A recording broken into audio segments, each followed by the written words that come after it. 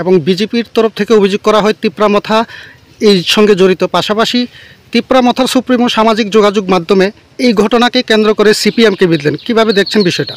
এটা আমার কাছে একটা গুরুত্বপূর্ণ বিষয়ই না। কে মন কে বাত শুনে? তাদের বাত তাদের লোকই শোনে। তিপ্রামথা তো তাদেরই লোক।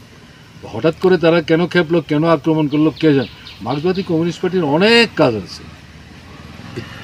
মন কে বাত তার জন্য আয়োজিত সভা, সেই সভায় ভাঙার জন্য মার্ক্সবাদী কমিউনিস্ট পার্টি যাবে, এরকম ঘটনা ভারতবর্ষের কোনো জায়গায়। এগুলো কল্পিত। তিপ্রামথা আক্রমণ করেছে, লজ্জা, তাদেরই তো লোক, তারাই তো এদের সরকার আসতে সাহায্য করেছে। কে শুনে বলেন তো প্রধানমন্ত্রী এই সমস্ত বক্তব্য? বলে একটা, করছে আর একটা। আমাদের কাছে এটার কোনো গুরুত্ব নেই। আমরা এখন ব্যস্ত হচ্ছি, আপনার বিদ্যুতের দাম বাড়িয়েছে, গ্যাসের দাম বাড়িয়েছে, কেমন না? এখন যে মেশিনে ঠিকঠাক হিসাব দেয়, এটাকে বদলে বড় বড় কয়েকজন পুঁজিপতিকে সাহায্য করার জন্য আরেকটা মেশিন লাগাচ্ছে। দুধের দাম বাড়িয়েছে, শিশুদের খাবার।